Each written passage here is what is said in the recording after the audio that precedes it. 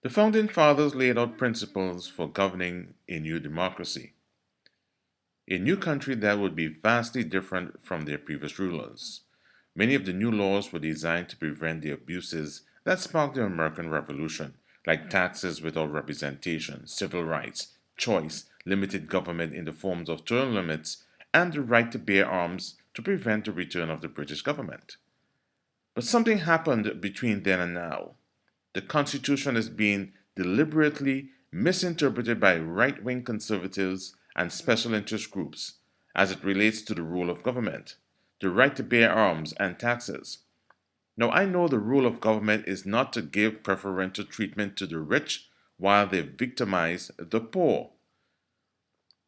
We are no longer paying taxes to the British. We are paying taxes to fund the responsibilities of our own government. I don't think the Founding Fathers had envisioned semi automatic weapons and large magazines.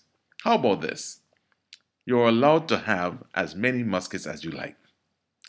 The bottom line is the greatest threat to the United States is not Al Qaeda or the Taliban or the radical Muslim extremists.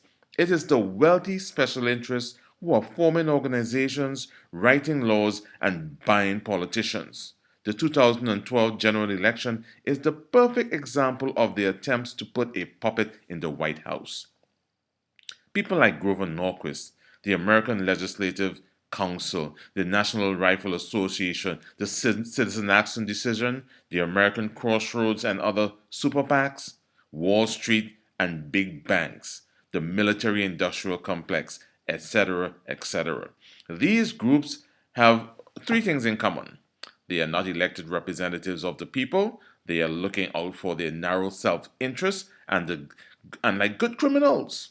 They hate policing. In other words, they don't want any government oversight of their respective industries.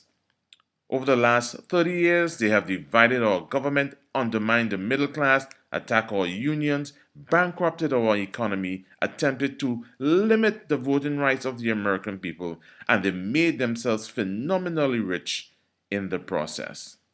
Their selfish, self-centered interests and their wealth have made them the greatest threat to the American people. Stay involved, Americans. That is Obama's point of view.